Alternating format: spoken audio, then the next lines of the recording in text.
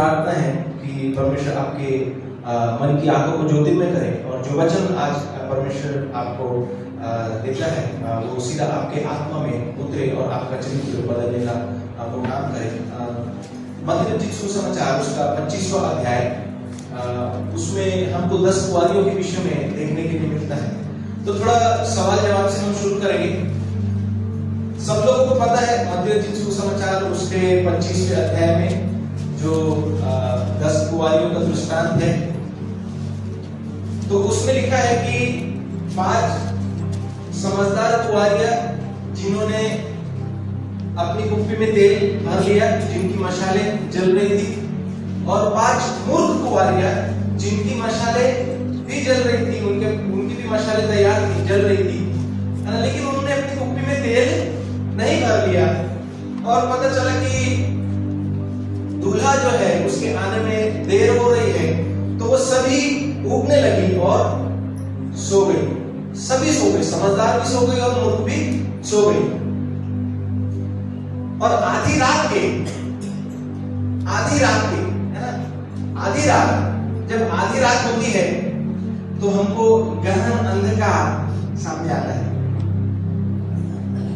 जब शाम ढलने लगती है तो अंधेरा कम होता है, कुछ उजाला होता है ना। जब दिन निकलने लगता है, इसको बोलते हैं पौ फटती है, तब उजाला दिखने लगता है और अंधेरा कम होते जाता है। लेकिन आधी रात को डार्क क्रॉस अंधेरा, घना अंधेरा जिसको कहते हैं, घना अंधेरा हमको देखने के लिए मिलता है। तो इस संसार में अभी के समय जो घना अंधेरे का समय है या फिर अंधकार और बहुत ज्यादा बढ़ रहा है या बढ़ने वाला है, सताव बहुत ज्यादा बढ़ने वाला है, तो ऐसे अंधकार के समय में हमारा दूल्हा जब हमको लेने के लिए आएगा तो उसमें लिखा है कि आधी रात को धूम मची कि दूल्हा आ रहा है और उससे भेंट करने के लिए चलो।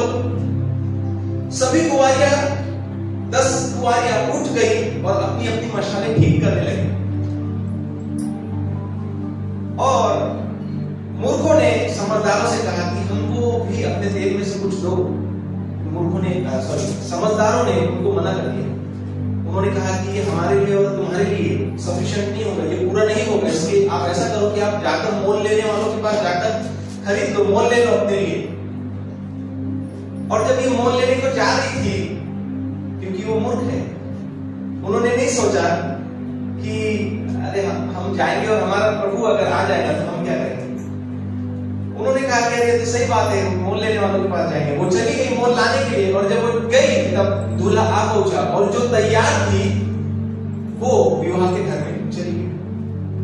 अब मेरा आपसे ये सवाल है कि वो कौन सी चीज है जो उन 5 समझदार कुंवारियों को तैयार दिखाती है? आप लोगों को सवाल नहीं समझा या फिर मैं इसको दोबारा रिपीट करता हूं? वो कौन सी चीज है जो उन 5 कुंवारियों को तैयार दिखाती है? हेलो, आग? आपने सही जवाब दिया। आग, जब उनके दिए ठीक थे, है? क्योंकि जब ये लिखा है हमने उसमें हम पढ़ते हैं कि वो उठी और अपनी अपनी मशालें ठीक करने लगी। तो मशालें ठीक करने का मतलब क्या हो गया? धूल झाड़ रही थी मशालों में से। उन्होंने देखा कि अरे तेल कम हो गया और जो जोत है, जो आग जो जल रही है वो धूमिल होने लगी, है? तो उन्होंने तेल डाला और वो आग वापिस से अपनी सही स्थिति में, अपनी प्रज्वलित जगह पर वो आ गई। उनकी मशालें उन्होंने, उनके दिए उन्होंने इस प्रकार से ठीक की, और इस आग के कारण उस दूल्हे ने देखा कि ये तैयार है, और फिर वो उनको विवाह के घर में लेकर गए। परमेश्वर से जब हम आत्मा से नया जन्म पाए, जब हमने प्रभु यीशु मसीह पर विश्वास किया, है ना, हमारा उद्धार हुआ, हमारे पापों की क्षमा हुई, हमको छुटकारा सोने चांदी से नहीं परंतु यीशु मसीह के बहुमूल्य लहू से, है ना, हमको छुटकारा मिला। परमेश्वर के जीवित और सदा ठहरने वाले वचन के द्वारा हमने नया जन्म पाया। परमेश्वर के वचन लिखा है कि तुम दैवीय स्वभाव के सहभागी हो, है ना। और ऐसी कई सारी बातें लिखी है जिसके द्वारा हम बता सकते हैं कि हम कितने धन्य, कितने आशीषित है। हम स्वयं परमेश्वर से उत्पन्न हुए हैं, उसकी पवित्रता हमको मिली है। उसकी पवित्र आत्मा की ओर से एक प्रकार की ज्योति, एक प्रकार की आग हमको मिली, हमको दिया गया है। तो क्या आप अपनी आग को संभाल कर रखते हो? क्या आप अपनी आग को प्रोटेक्ट करके रखते हो कि वो कहीं बुझ ना जाए? हेलो, गहन प्रश्न है। हो सकता है बहुत सारे लोगों ने ये सोचा भी नहीं होगा कि हमको हमारी आग को भी प्रोटेक्ट करना पड़ता है। हमको हमारे अंदर, हमको जो परमेश्वर ने आग दी है ना, प्रभु यीशु मसीह ने क्या कहा? तुम जगत की ज्योति हो। क्या देखकर उसने बोला हम जगत की ज्योति है? उसने शिष्यों को देखकर बोला, जो विश्वास करने वाले नहीं उस समय, उनको उसने कहा। जब हम बाइबल पढ़ते तब पवित्र आत्मा हमको वो वचन हमारे विषय में ये दर्शाता है ना, कि जो कोई यीशु मसीह विश्वास करता है वो जगत की ज्योति है, क्योंकि हमने नया जन्म पाया, हमने हमारा जीवन परिवर्तन किया है ना। तो यीशु मसीह ने क्या देखकर कहा कि तुम जगत की ज्योति हो? जो परमेश्वर के वचन की ज्योत आपके अंदर है, जो पवित्रता, उसका स्वभाव आपके अंदर उसने जो डाला है, उसको देखकर, उसकी आग को देखकर उसने कहा कि तुम जगत की ज्योति हो। जो नगर पहाड़ में बसा होता है वो छिप नहीं सकता। दिया जलाकर लोग खाट के नीचे या उसको ढाकते नहीं, बर्तन से पैमाने के नीचे नहीं रखते, परंतु दरवाजे पर रखते ताकि उससे सब आने जाने वालों को उजाला मिले। आपके जीवन के द्वारा आप जहां भी रहते हैं, जिस समाज में, जिस एरिया में, जहां कहीं भी रहते हैं, जैसा आपका जीवन चरित्र है, उससे लोगों को इन्फ्लुएंस, एक प्रभाव प्राप्त होता है, वो चाहे अच्छा हो या बुरा हो। जिन लोगों को पता है आपके जीवन के विषय में, जिनको पता है कि आप क्रिस्ती है, आप मसीह विश्वासी है ना, यीशु मसीह विश्वास करते हैं, आप हमेशा चर्च जाते हैं, उनके सामने अगर आपका स्वभाव सांसारिक हो, व्यवहारिक हो, एकदम निचले दर्जे का हो, आप प्रभु के स्वभाव का, उसके प्रेम का, उसकी पवित्रता का, उसके भय का विचार नहीं करते, जैसा मन में आता है वैसा जीवन जीते हो, वैसा लोगों से व्यवहार करते हो, बर्ताव करते हो, तो आपके जीवन से एक गलत गवाही, एक गलत प्रभाव उनके जीवन में जाता है, और उनके मन में ये विचार आता है कि क्रिस्ती लोग ऐसे अस्तर था। मसीह लोग क्या ऐसे होते हैं? आपको और मुझको, हमको ये सीखना पड़ेगा। हमको आज ये बात, हमारा मन उस बात की ओर लगाने की जरूरत है कि जो आग परमेश्वर से हमको मिली है, हमको उसको प्रोटेक्ट करने की जरूरत है, हमको उसको बचा के रखने की जरूरत है ना। अब हम सभी को जानते हैं, बहुत सारे लोग जो है हिंदू बैकग्राउंड से आए हैं, तो दिया सभी ने जलाया है दीपावली के दिन, है ना, या फिर पूजा पाठ करते होंगे तब भी दिया उन्होंने जलाया। दिया जब जलाते थे हवा से बुझ न जाए, इसलिए हम क्या करते, हम उसको बचा दें, या तो हाथ से हम कवर करते या फिर उस पर कांच का बर्तन रख देते ताकि हवा उसको बुझा न दे। क्यों? क्योंकि वो जो जलती रहनी चाहिए। उन झूठे ईश्वरों के सामने, जिनको जो है भी नहीं, उनके सामने जब हम दिए जलाते थे तो ये कोशिश करते थे कि तेल उसमें बराबर रहे और वो दिया जलता रहे, वो बुझे नहीं। मेरे प्रियो, परमेश्वर ने आपको और मुझको आग दी है, पवित्र आत्मा की आग, परमेश्वर की पवित्रता, है ना। मैं आपको बता दूं, मैं ये बात दो शब्द की इस्तेमाल कर रहा हूं, आग और पवित्रता, क्योंकि आपको शायद याद होगा पिछली बार मैंने कैसे हमें पवित्रता की खोज करना है, पवित्र जीवन जीना है, उसके विषय में जब प्रचार किया था, तो मैंने बताया था कि पवित्रता यानी आग है।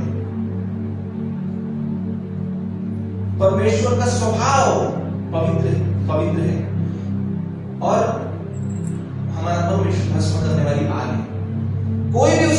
कोई अशुद्ध व्यक्ति या कोई अपराधी व्यक्ति उसकी उपस्थिति में जाके जीवित नहीं बच सकता था पहले, है ना। हमको पता है, पूजा नाम का एक व्यक्ति था, जब वाचा का संदूक वो लेकर जा रहे थे, बैलों ने ठोकर खाई और गाड़ी से वो संदूक गिरने वाला था।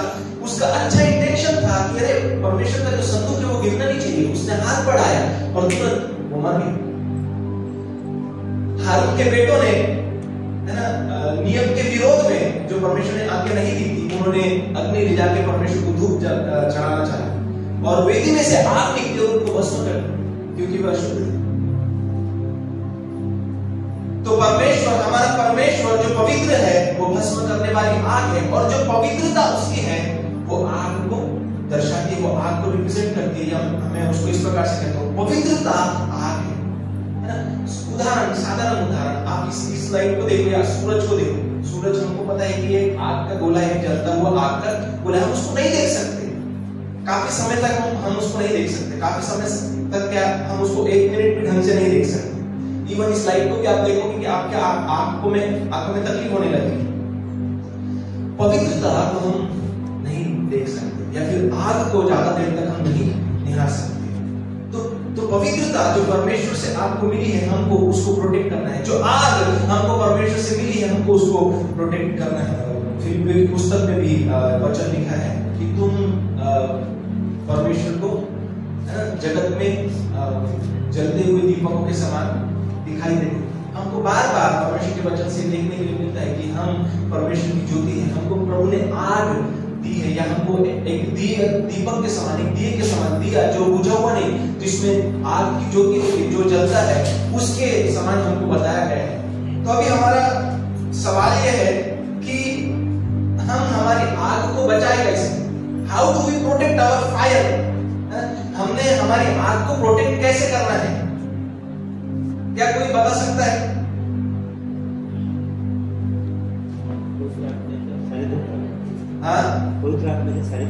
हाँ बिल्कुल, आप जो भी जवाब देंगे वो सही होगा।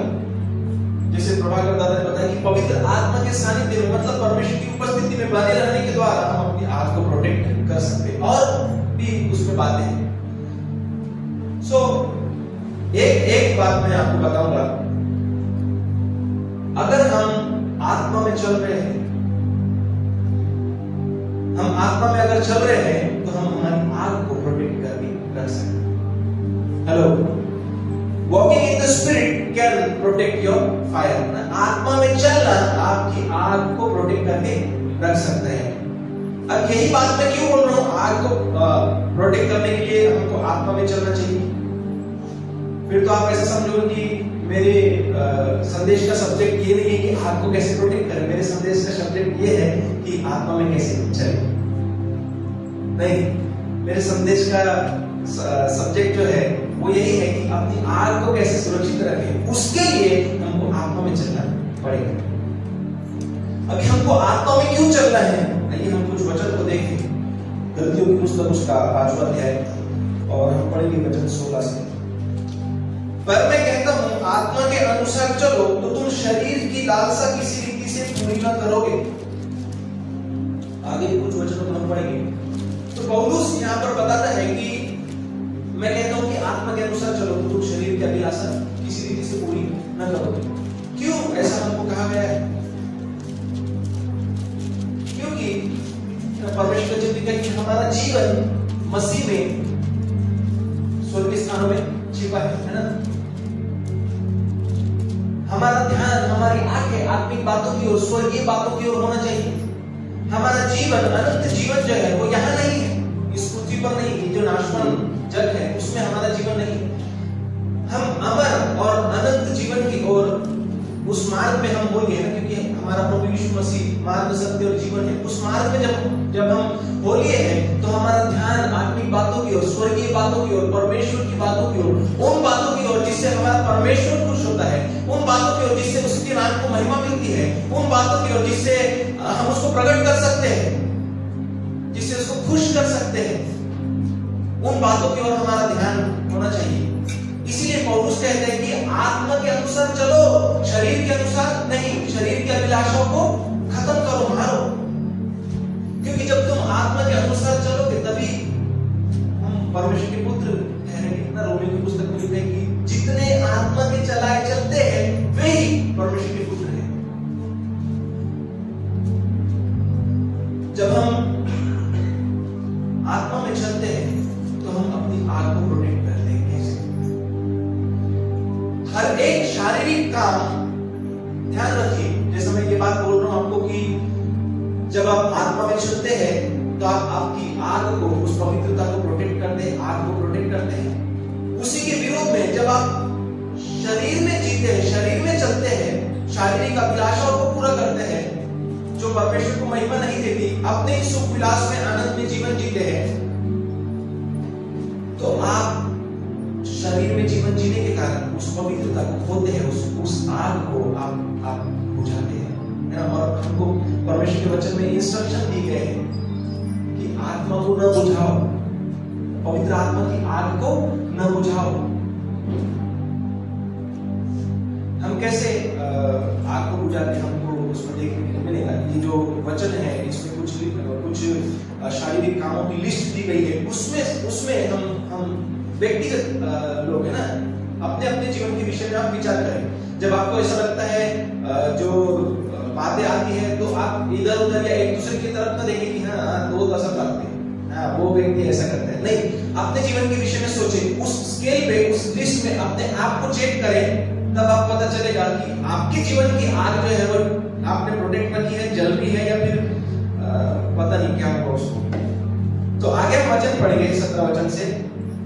क्योंकि शरीर आत्मा के विरोध में और आत्मा शरीर के विरोध में लालसा करते हैं, और ये एक दूसरे के विरोधी है, इसलिए कि जो तुम करना चाहो वह न करने पाओ।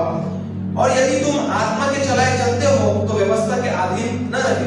शरीर के काम, अब ध्यान दीजिए, शरीर के काम तो प्रकट है, अर्थात व्यभिचार, गंदे काम, लूचपन, मूर्ति पूजा, टोना, बैर, झगड़े है हमारे बीच में। हम यहाँ, हमारी लिस्ट यहाँ आके रुके, हमारे बीच में झगड़े हैं, ईर्ष्या, अपने अंदर खोजो भैया, मैं आपको नहीं देख रहा, मैं अपने आप को खोज रहा हूं, आप मुझको मत देखो, किसी को मत देखो, अपने आप को खोजो, ठीक है। ईर्ष्या, यस वी जेलस समटाइम्स, है ना, हम ईर्ष्या करते हैं कई बार। और ये खुशी की, ये आनंद की बात नहीं है, क्योंकि ये हमारी पवित्रता को, हमारी आनंद आग को जो परमेश्वर से हमको मिली है, उस पवित्रता को बुझाने का काम ये करते हैं। क्रोध, यस वी हैव, हमको गुस्सा आता है, हमको क्रोध आता है, चलो ठीक है। परमेश्वर का वचन एक जगह बोलता है कि क्रोध तो करो पर पाप मत करो, लेकिन हमारा उल्टा है। क्रोध इतना ज्यादा, उसका मीटर इतना ज्यादा बड़ा होता है कि जो मुंह में आया सब कुछ बोल देते, सब कर डालते, उसके बाद में फिर माफी मांग लेंगे। विरोध, फूट, क्या हमारे बीच में फूट है? यस, हमारी कलीसिया में, है ना, हम भले ही शायद एक परिवार के समान दिखाने दे रहे, लेकिन I want to tell you the truth, मैं आपको सच बताना चाहता हूँ, हमारे बीच में, हमारी कलीसिया में, इस परिवार में ग्रुप है ना। और उस की मंडली में बताता है कि गुटबंदी तुम लोगों में है, गुटबंदी है। क्या हम एक दूसरे के विरोध में नहीं बात करते? इसका मतलब आप शारीरिक है और अब तक आप मैच्योर नहीं हुए, अब तक आपने आत्मा में चलने की सिद्धता को प्राप्त नहीं किया है, और आपकी आग खतरे में है। तो ये विचार मत करना और ये मत सोचना कि परमेश्वर की कृपा है, परमेश्वर का अनुग्रह है ना, परमेश्वर की दया है, परमेश्वर के अनुग्रह से हमने उद्धार पाया है, तो हम अनंत जीवन में प्रवेश करेंगे। मत्ती सुसमाचार जो हमने अभी सुना, उसमें लिखा है कि वो जो मूर्ख कुंवारियां थी, जिनके दीपक तैयार नहीं थे, उनके लिए द्वार बंद कर दिए गए, और खटखटाने पर भी उनके लिए खोला नहीं गया। उनको बोल दिया गया, अरे तुम कौन हो, मैं नहीं जानता। हमेशा परमेश्वर की दया, उसकी कृपा, वो कितना दयालु है, अनुग्रहकारी है, बड़ी बातें उसके प्रेम की, ये बोल के हम क्या करते हैं, हम अपने गलतियों को कवर करते हैं। प्रभु नहीं करुणा करते, माफ दिलो, क्षमा करे, है ना, माफ करेगा प्रभु, हमको उद्धार मिला है, हमको अनंत जीवन मिला है। परमेश्वर के वचन लिखा है कि अपने उद्धार का कार्य पूरा करते जाओ, है, उद्धार का कार्य पूरा करते जाओ। फिर यीशु मसीह ने क्रूस पर क्या किया? अगर हमको हमारे उद्धार का कार्य पूरा करना है, तो उसके बोलने का मतलब यह है कि अंत तक धीरज धरे रहो, उस आग को प्रोटेक्ट करके रखो, उस पवित्रता में, परमेश्वर के स्वभाव में बने रहो, आत्मा में चलते रहो। अरे जब वो आएगा तो उसकी छवि मिलनी भी तो चाहिए ना आपसे, तब तो वो आपको लेके जाएगा अपने घर।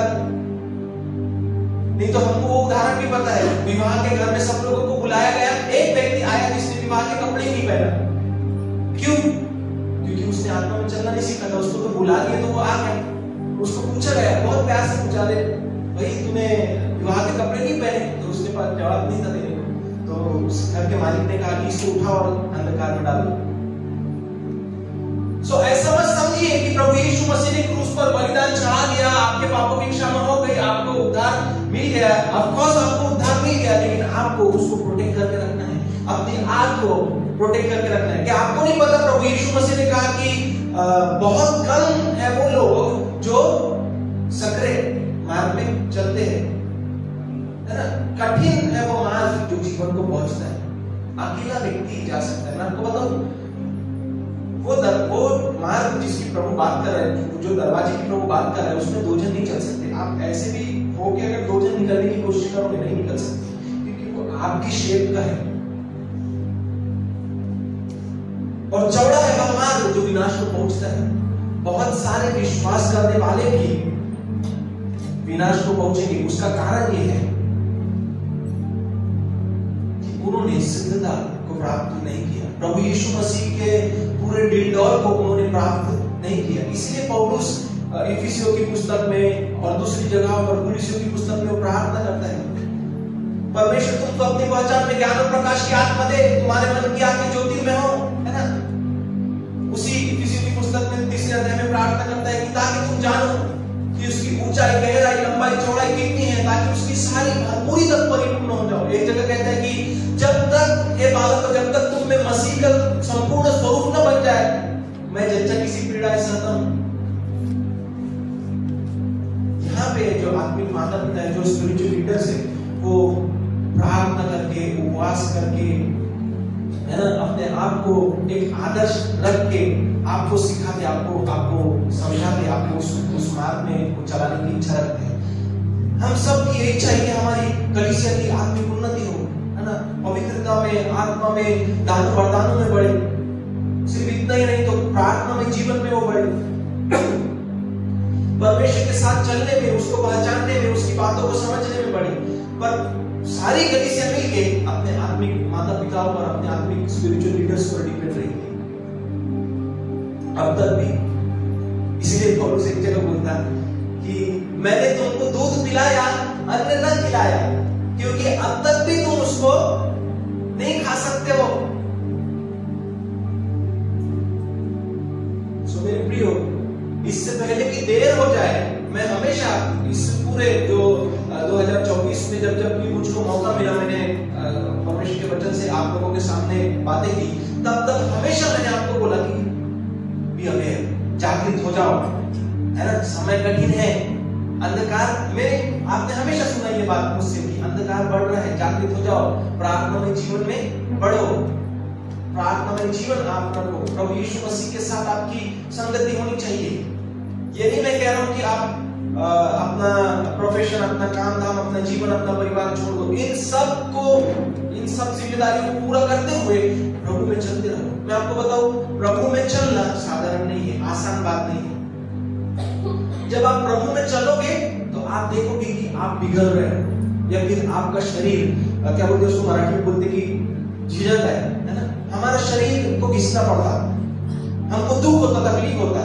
सोचो, आपने हमारे बीच में बहुत सारे ऐसे लोग जिनके व्यापार है ना, किसी का भाजी का धंधा है, किसी का कोई धंधा है, प्रोफेशन से अपने अपने अलग अलग काम धंधे हैं। हम वो सारा काम करके, हम दिन भर बहुत काम किए और थक गए, है ना।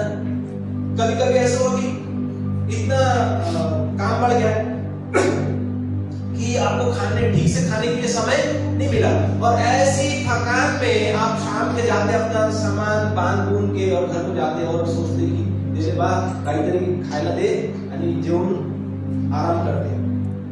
अच्छी प्रार्थना हो भाई, भाऊ, अच्छी प्रार्थना। यहाँ से थोड़ा सा थकलो जास्त, देवाला समजते ना, देव आपली कमजोरी समजते, तो आपल्यावर नहीं प्रेम करते।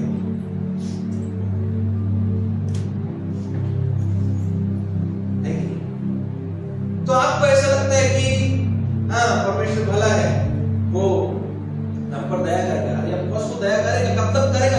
जब तक वो नहीं आ जाता तब तक दया करेगा। लेकिन उसके दया के समय में भी अगर आप जागृत नहीं होते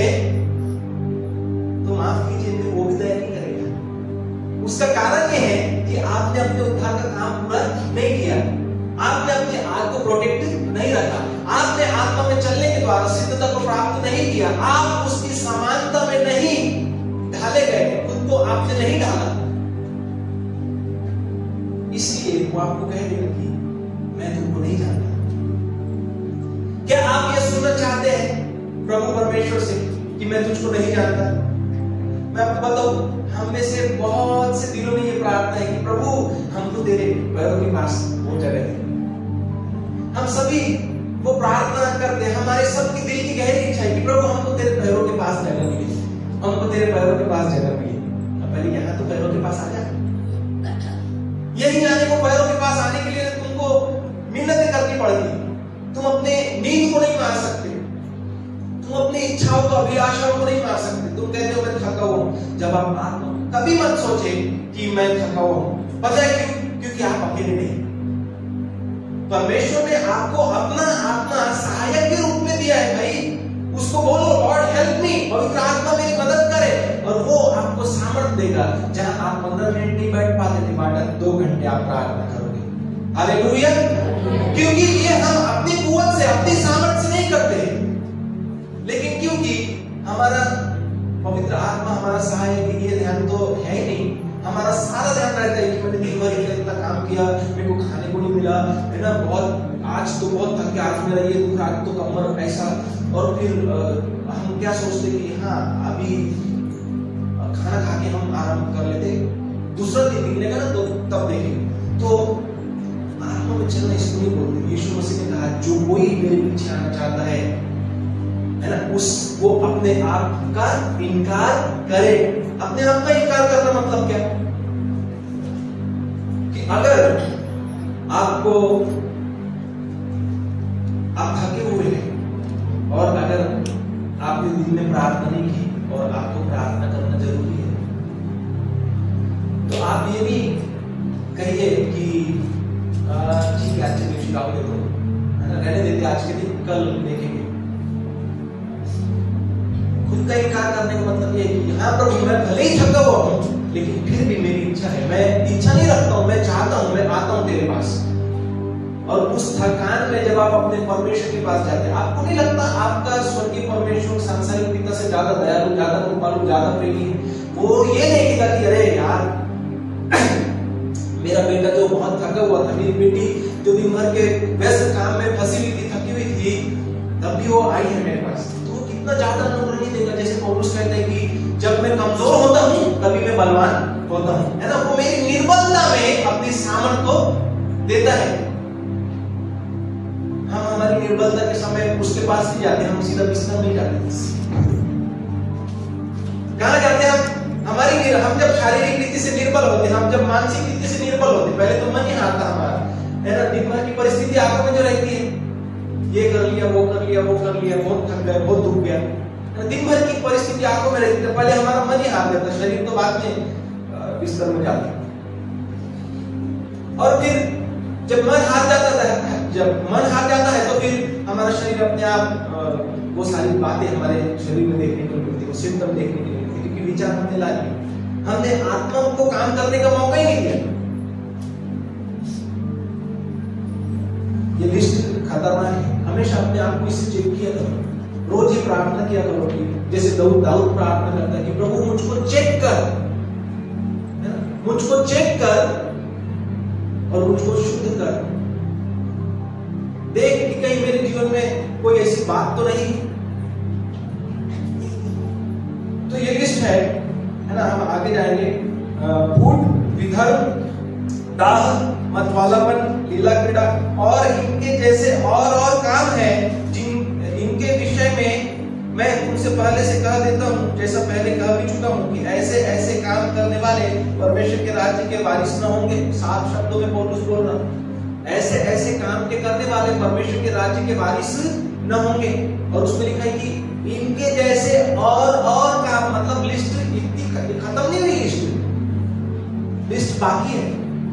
इनके जैसे और काम है, शारीरिक काम जिससे परमेश्वर को महिमा नहीं मिलती, जिससे परमेश्वर खुश नहीं होता, जो ये दर्शाता है कि हम अब तक आत्मिक नहीं परंतु शारीरिक है।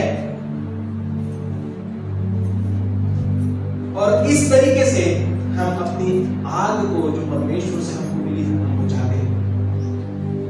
एक और वचन को हम पढ़ेंगे, रोमियो की पुस्तक उसका 8वां अध्याय 5 वचन से। क्योंकि शारीरिक व्यक्ति शरीर की बातों पर मन लगाते हैं।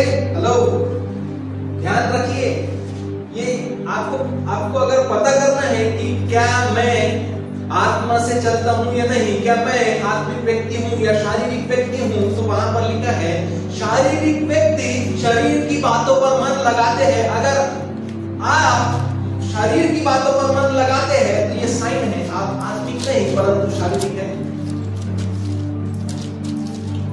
परंतु आध्यात्मिक आत्मा की बातों पर मन लगाते हैं। शरीर पर मन लगाना तो मृत्यु है, परंतु आत्मा पर मन लगाना जीवन और शांति है। आत्मा पर मन लगाना जीवन और शांति है। शरीर, क्योंकि शरीर पर मन लगाना तो परमेश्वर से बैर रखना है। ओहो, जब आप अपनी शारीरिक अभिलाषाओं की ओर मुड़ते, ऐसा समझिए आप परमेश्वर को बोल रहे, मुझको अभी कुछ से काम नहीं है, रुक जा, मेरी इच्छा पूरी करने दे। साफ शब्दों में लिखा है शरीर पर मन लगाते हो तो परमेश्वर से बैर रखने के बराबर है। क्योंकि शरीर पर मन लगाना तो परमेश्वर से बैर रखना है, क्योंकि ना तो परमेश्वर की व्यवस्था के अधीन है और ना हो सकता है, और जो शारीरिक दशा में है वे परमेश्वर को प्रसन्न नहीं कर सकते। अब देखो कितनी सुंदर बात आगे लिखी है, परंतु जबकि परमेश्वर का आत्मा तुम में बसता है तो तुम शारीरिक दशा में नहीं परंतु आत्मिक दशा में हो। यदि किसी में मसीह का आत्मा नहीं तो वह उसका जन्म नहीं। अभी यहाँ पे हमको स्पष्ट कर दिया गया है कि हमें मसीह का आत्मा है, और इससे साबित होता है कि चलो प्रभु का धन्यवाद, हम बच गए, हम मसीह के जन है, हम परमेश्वर के जन है, हम आत्मिक है, हम आत्मिक अवस्था में है।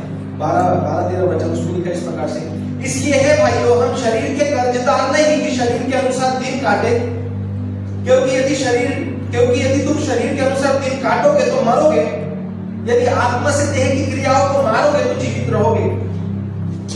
इसलिए कि जितने लोग परमेश्वर के आत्मा के चलाए चलते हैं वे ही परमेश्वर के पुत्र हैं। तो वहां पर 13 वचन लिखा है कि शरीर के अनुसार दिन काटोगे तो मरोगे, आत्मा से देह की क्रियाओं को मारोगे तो जीवित रहोगे। यहां पर ध्यान दीजिए, ये नहीं कहा गया है कि आप प्रार्थना करो कि परमेश्वर आपकी शारीरिक अभिलाषाओं को मारे, खत्म करे। ये जिम्मेदारी परमेश्वर ने आपको सौंपी है। शरीर की क्रियाओं को मारोगे तो जीवित रहोगे। किसको कहा गया है? हमको मारना है, परमेश्वर नहीं मारेगा। तो शैतान से पहले अगर हमारा कोई विरोधी है, अगर हमारा कोई दुश्मन है, तो वो हमारा शरीर है। हमको पौलुस कहता है कि मैं अपने आप को मारता कूटता और वश में लाता हूं, ताकि औरों को प्रचार करके मैं खुद निकम्मा न ठहरूं। अगर पौलुस कैसा दुख उठाता था, पौलुस का क्रूस उठाना अगर आप चाहते हैं जानना तो पहला कुरिन्थियों या शायद दूसरा कुरिन्थियों उसका 6वां अध्याय, उसमें उसने बताया है कि वो कैसी तकलीफों से गुजरा, लेकिन है ना वो प्रभु यीशु मसीह को दर्शाता है, प्रभु यीशु मसीह को प्रकट करता है।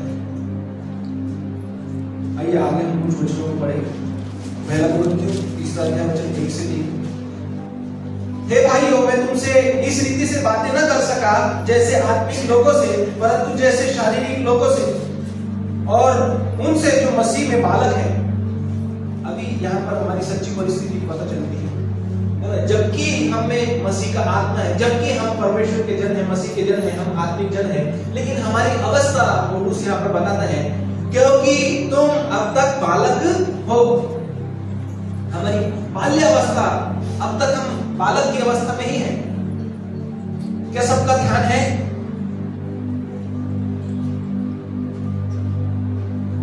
मैंने तुम्हें दूध पिलाया, अन्न न खिलाया, क्योंकि तुम उसको नहीं खा सकते थे, पर अब तक भी नहीं खा सकते हो, क्योंकि अब तक शारीरिक हो। अब वो ये बात कैसे ठहराता है पौलुस की तुम अब तक शारीरिक हो? वहां पर वो बोलता है इसलिए कि जब तुम में डाह और झगड़ा है तो क्या तुम शारीरिक नहीं हो? नहीं।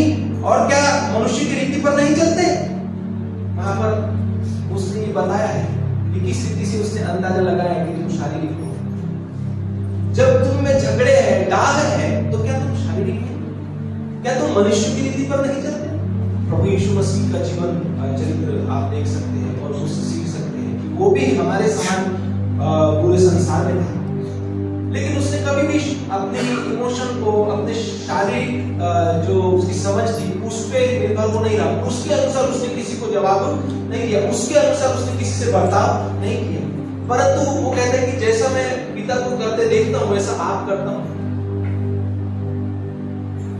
तो हम भी परमेश्वर के वचन से हम देखते हैं, हम सुनते हैं कि हमारा पिता, उसका स्वभाव कैसा है, लेकिन जब बात करने की आती तो हमको नहीं पता कि कैसे करते हैं।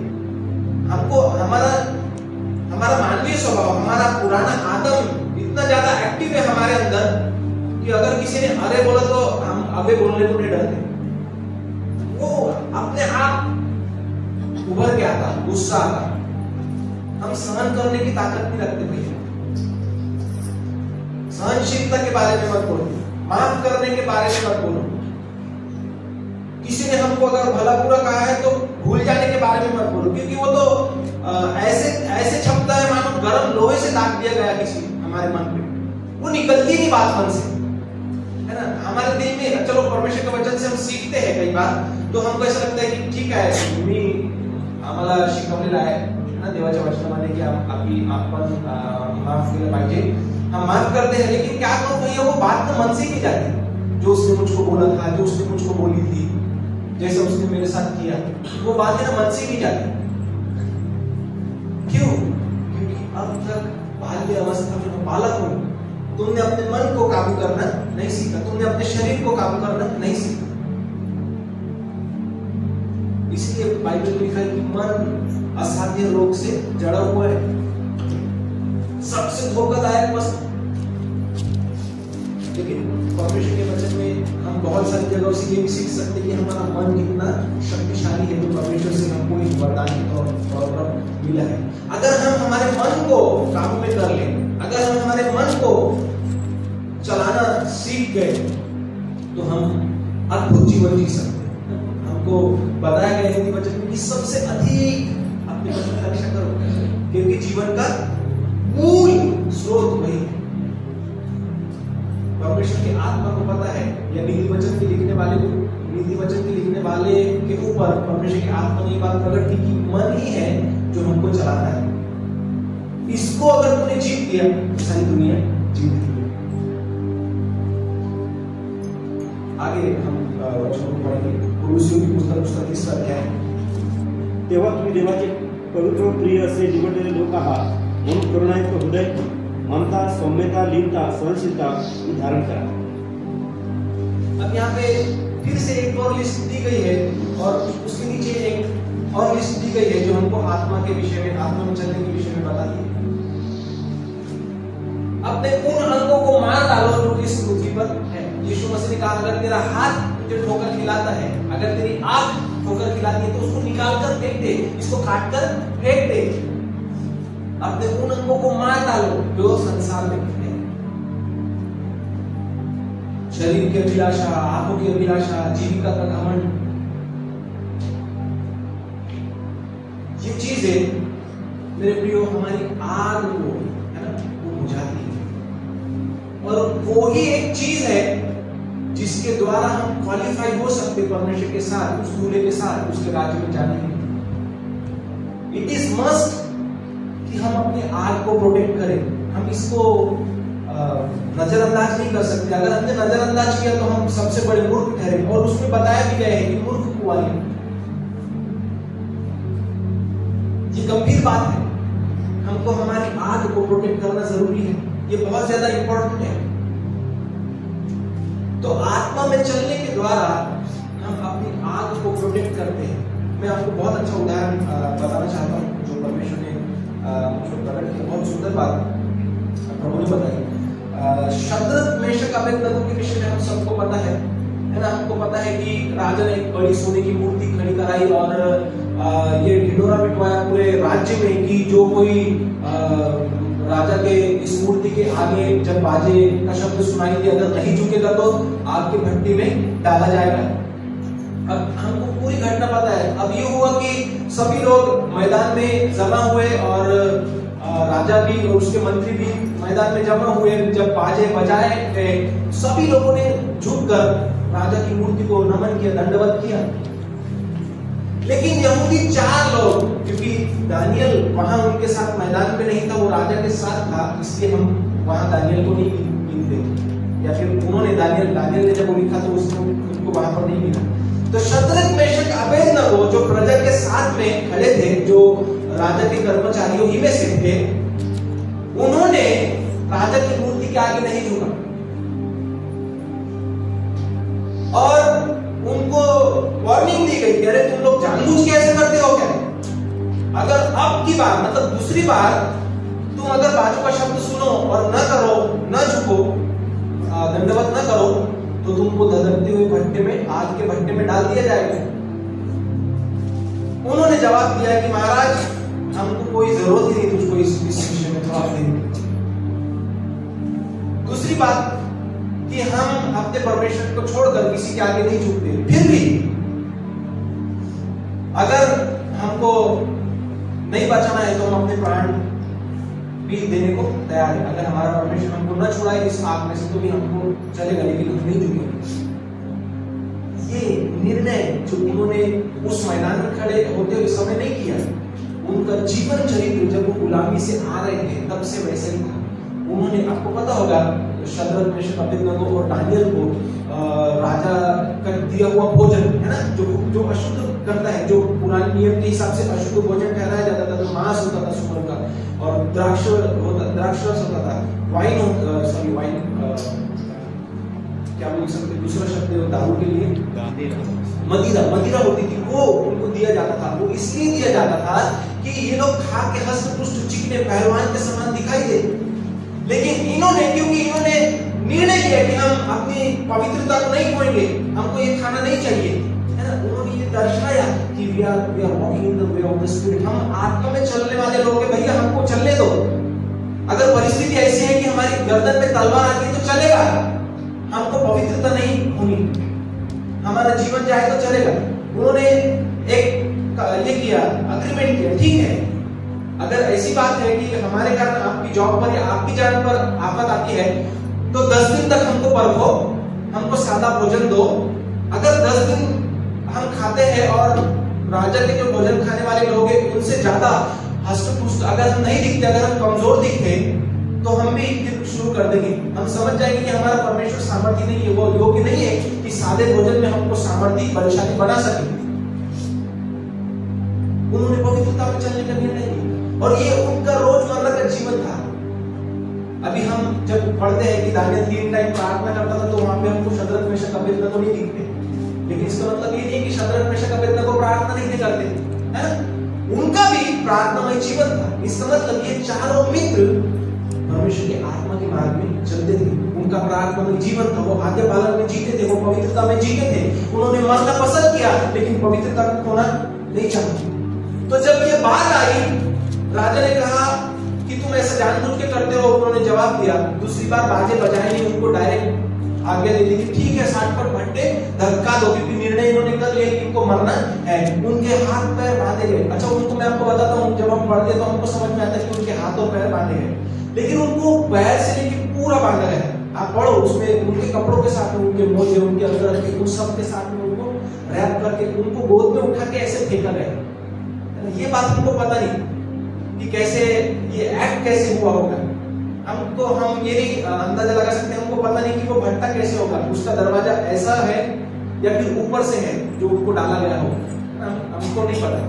तो जब हम पढ़ते हैं वहां पे, तो वहां पर लिखा है जिन लोगों ने शद्रक मेशक अबेदनगो को आग में डाला, क्योंकि भट्टा तो राजा की दृढ़ आज्ञा से 60 पट धधकाया गया था, तो वे लोग जिन्होंने उनको आग के भट्टे में फेंका, आग की आग से, उसमें साफ रीति से लिखा है, जल के मर गए। और फिर राजा को क्या दिखता है कि 4 लोग खुले हुए आग में घूम रहे हैं।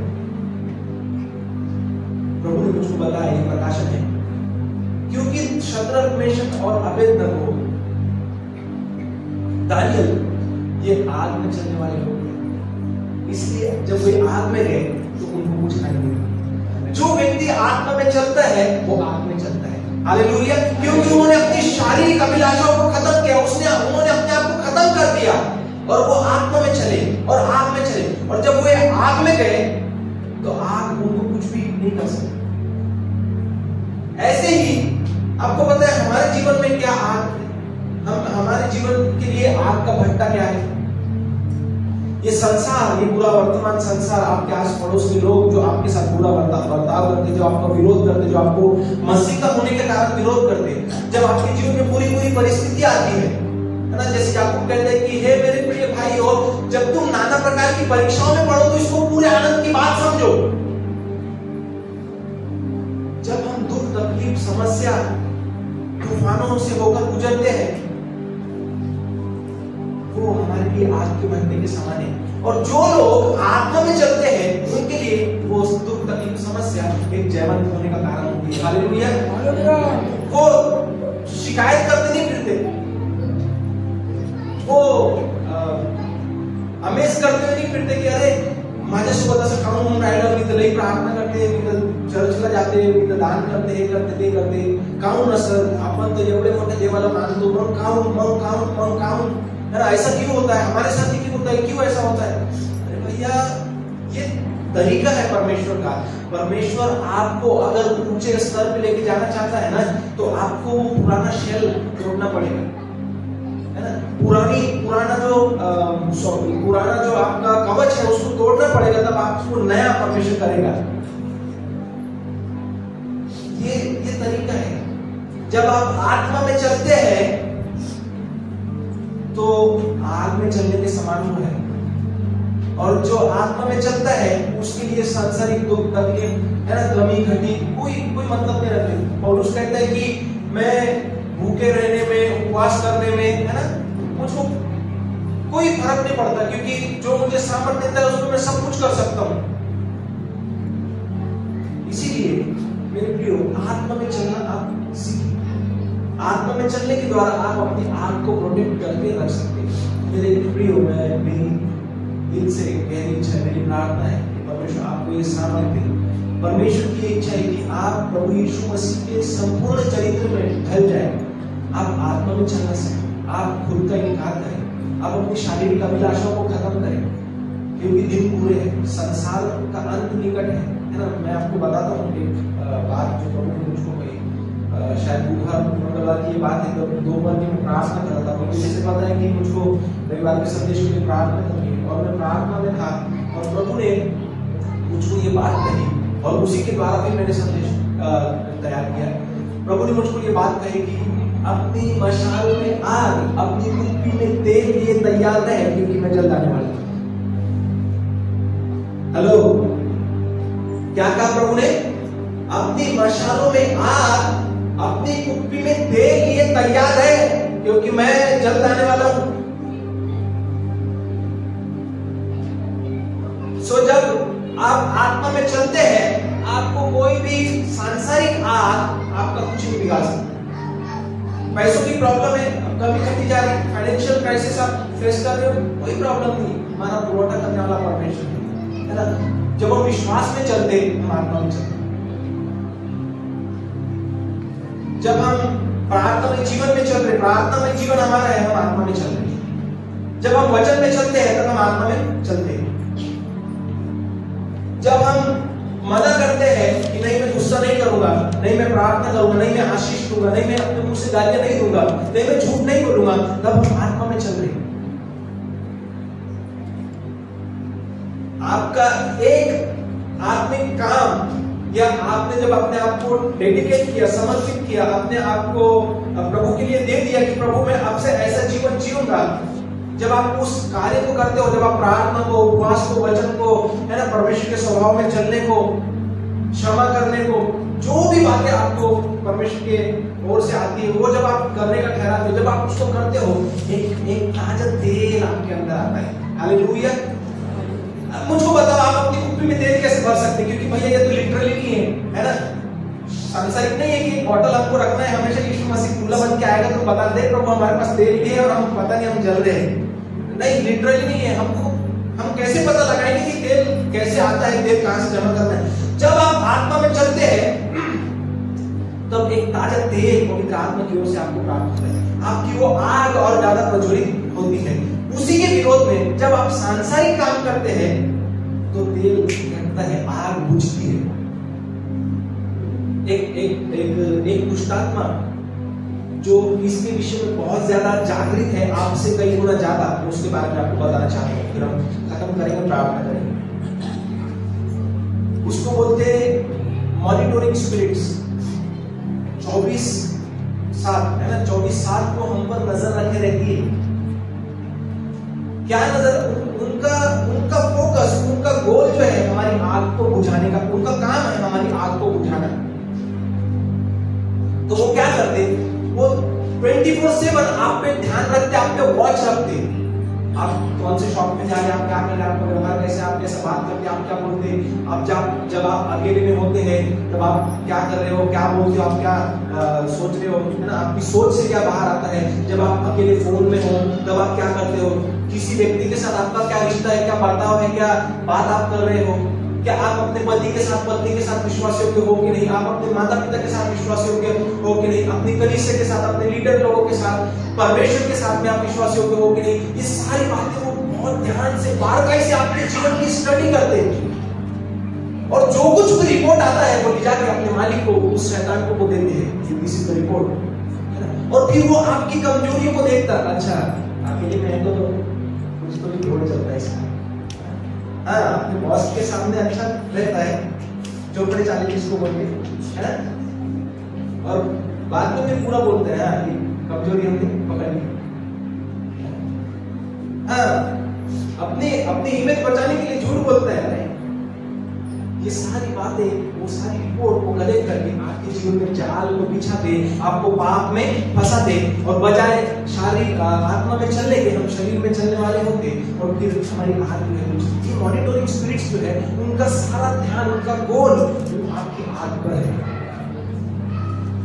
आप जागृत नहीं होते अपनी आग के विषय में, वो जागृत है कि भाई अगर कहीं इसकी आग अगर भड़क जाए, अगर ये जलता रहे तो हम कुछ नहीं कर सकेंगे।